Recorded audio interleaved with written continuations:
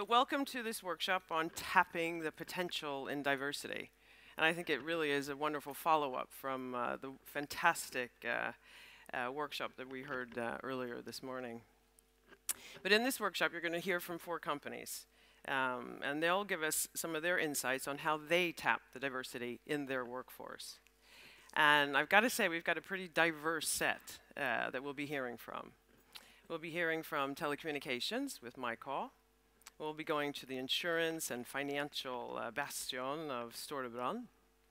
We'll also go to the postal authorities. And we'll hear from a hotel chain. And yes, Petter Stordalen is coming. Just so you guys aren't worried, where is he? Where is he? He's coming. He will more than likely sneak in, but he is on his way. But I'm really lucky because I also have a chance to present a little bit about Leadership Foundation first. And also with that, to give you a little bit of insights on how we, I think, tap the benefits of diversity, not only for society, but also for companies and individuals. But before I begin, let's just talk a little bit about the structure of this workshop. We'll be having 5 different 12-minute speeches, after which I'll come up and ask some questions to the speakers to hopefully get a little bit more insight on what they're talking about. So we have about 4 minutes for each speaker. So I will try to be generous and open it up to you guys. So prepare yourselves wisely, and you might get a question in to Petter Stordalen. But don't forget, let's ask everybody, okay? Not just Petter. Let's go to Leadership Foundation. With 25 years of experience in the public sector and private sector at a very high level, I really decided to follow my passion in 2008. And that's when I started Leadership Foundation. Now, Leadership Foundation is a consulting company and think tank focused on diversity and diversity management. And this is our concept. We have diversity at the core, and then all the other revolving wheels are really the how we do it. We do research, we do consultancy, we do coaching.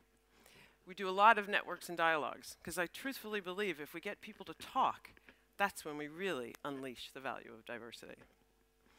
We're hyperactive in project programs and events, because here's where we can see a problem, design a project, get the best resources, get some funding, of course, which sometimes is a pain in the ass, but we usually manage to do it.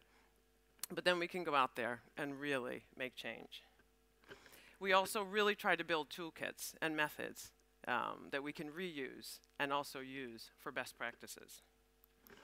If we really look at the business of Leadership Foundation, it's really two-delt. There's 2 sides to the story. We have the consulting business, which is something that where I'm really seeing is growing. And here's where we're able to go help companies from everything from the strategies to implementation, the hows, the whys, and where to start in really working with diversity. But it's really on the project side that I think we've really made a tremendous impact already. Here are some of the projects. Top 10 is in the middle, and that's really at the core of what Leadership Foundation is. Hopefully, how many people have heard of Top 10 here? Oh, goody, goody, goody. That's not enough, but it's not a bad start. It's a project actually I started when I was a director at Thales, Customer Services and Support to be specific. And it's really focusing on telling the positive stories of immigrants. Yeah? There's too many negative stories out there. And in Top 10, we find, we promote, and we tell the stories of those that are successful. Very much inspired by Top 10, I went into artists and started New Nordic Art. So New Nordic Art is actually exactly the same thing. We promote artists with immigrant backgrounds, but not only the ones in Norway, the ones in Norway, Denmark, Sweden, and Finland. Put together an art exhibit and tell the stories. Really a powerful vehicle. Another project, Stordalen Møteplass. And there we're really trying to do what? We're really trying to show that boards in Norway need international competence. Yeah? So we gathered chairman of the boards and chairman of election committees together with immigrants and other people with international competence. and had, I'd like to call it speed dating, but it really was a meeting of the minds and building a network where hopefully this year we'll have some success stories and hear about how many immigrants are actually making inroads into boards in this country. True decision making. A new project that we're starting is called Catalyst, and I love that word because we're trying to catalyze change. And what Catalyst, we've already gotten some seed funding and we need a lot more. We want to make this the best mentoring program in the Nordics, yeah? Mentoring for immigrant youth. Mentoring from 18 to 24 as they're going into school, and mentoring from 24 to 30 as they're going into the work environment. Not only do we want Catalyst to be in Norway, but we also want to see Catalyst expand from Norway to Sweden to Denmark and to Finland. And we want this to be the best mentoring program ever. So watch that, catalyst.no.se and .dk. The next two projects, Diversity Charter and Norsenbru, I'm going to tell you a little bit more about. The first one is Diversity Charter. Because when we're talking about really realizing the benefits of diversity, the most important place is really in the business community, isn't it? It's the businesses that hire, develop, and promote us. And it's also through work that we're also able to really experience the benefits of diversity. Diversity Charter is a tool for companies that are both established with good diversity strategies and also those that need a little bit of help. It's not something that Leadership Foundation just discovered. It's actually located in several different countries. You'll find diversity charters in exactly 12 different countries. What does Diversity Charter say? Yeah, this was not very smart for a 50-year-old because I really can't read my own writing now. Okay, what does it say? It says, working with diversity entails giving people equal opportunity regardless of gender, age, physical ability, sexual orientation, religious or cultural and ethnical backgrounds. That's really trying to encompass almost all differences that we can think of. But what we really like in the Diversity Charter but what we have in common is that we're all different. So by getting companies to sign this, we're also asking them to agree to commit to the following points. To increase the attention and focus they put on diversity in their organization, to ensure their employees are aware of the work that they're doing and also the value of it. So it's not just to let them know, it's to tell them why you're doing it and what are the benefits of it. To give a description in their annual report, makes sense. It's also for an external purposes. And also to make an effort to reflect the diversity in the Norwegian society. What we also offer people that sign the Diversity Charter is a lot more than that. It's more than just a document. We're really building not only a movement, as I like to say, but we're sort of building an environment for companies to exchange and grow. So we're giving them advice, we're giving them practical tools, we give them a half-day workshop, we even give them free consulting, depending on the level that they actually sign up on. We're also giving them access to a relevant network, not only in Norway, in the Nordics, but also in Europe, and also to an online database. Some of the other benefits of Diversity Charter is really building a brand, yeah?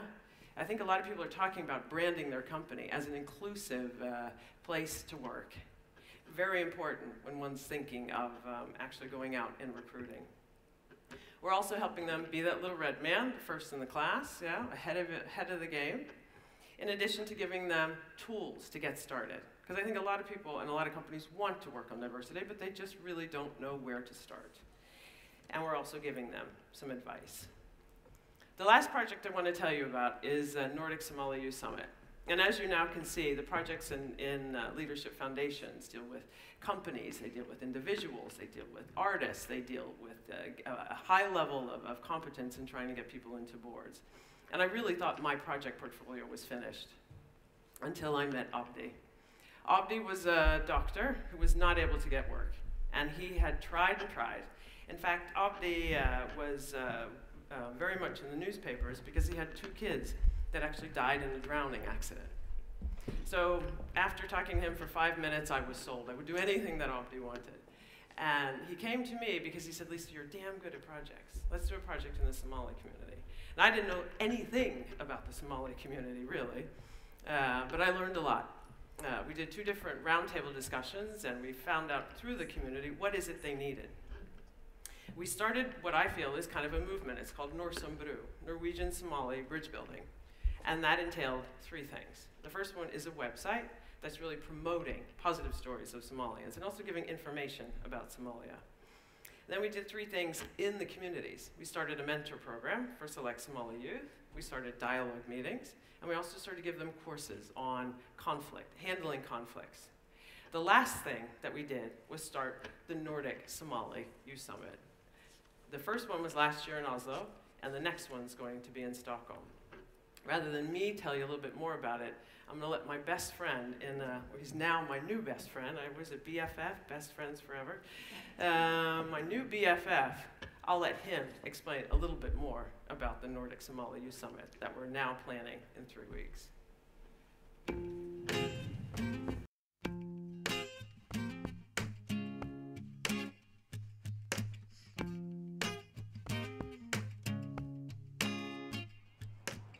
There are both challenges and opportunities in being a youth with a minority background in the Nordic countries. And this is definitely something that I've experienced firsthand.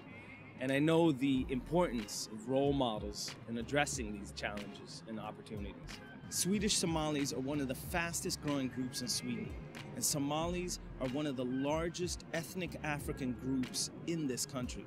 Furthermore, the Somali population in Sweden and in the Nordics is very young. This highlights the need for Somali role models. It's important for us to empower and support Somali youth, to give them the voice and the skills to actively confront the challenges, highlight the opportunities, so that they can take a role themselves in their community.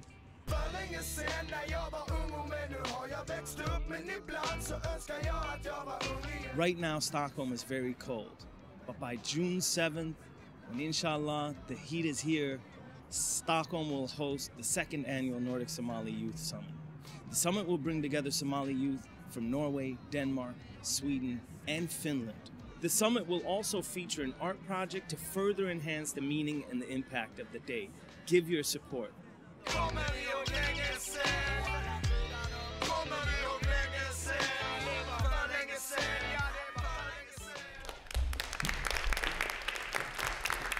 Not a bad friend to have, huh? And I'm so thrilled because Jason is actually going to help me open the summit. He's going to tell a story. He's going to have his own workshop. He's demanded to have an hour and a half with a select group of kids and talk about using music and rap to tell their story and further empower them. So it's not hard to see why this really moves me and why I've become sort of a wannabe Somalian in many ways. But a little bit more specifically, you got to get me back to my slides. I have just one last slide. More specifically, the summit is really focusing on 3 things. There's one thing that I don't like is going to places where it's just a one-way communication. We're talking kids, and this is an amazing opportunity to really empower them. So the summit is going to be workshop-based. So we have 13 different workshops where we're teaching them stuff, yeah? They'll learn presentation skills, how to organize themselves, conflict skills, and the like. And the other half of the day will be nothing but role models. So they'll be inundated with enough information to really rock once, there we go.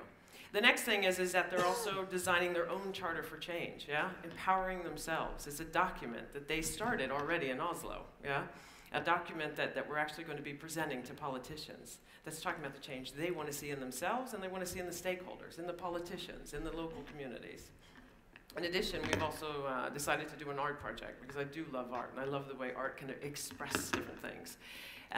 So we're really looking forward to the summit. The summit next year is already being planned for in Denmark. After that, we're wondering if we should go to Finland. I'm now getting a lot of requests to go to the UK, but I keep trying to tell them they're not in the Nordics, guys. But we'll figure that out as we go. So with this project, we're starting a movement with youth, and who knows where we'll end.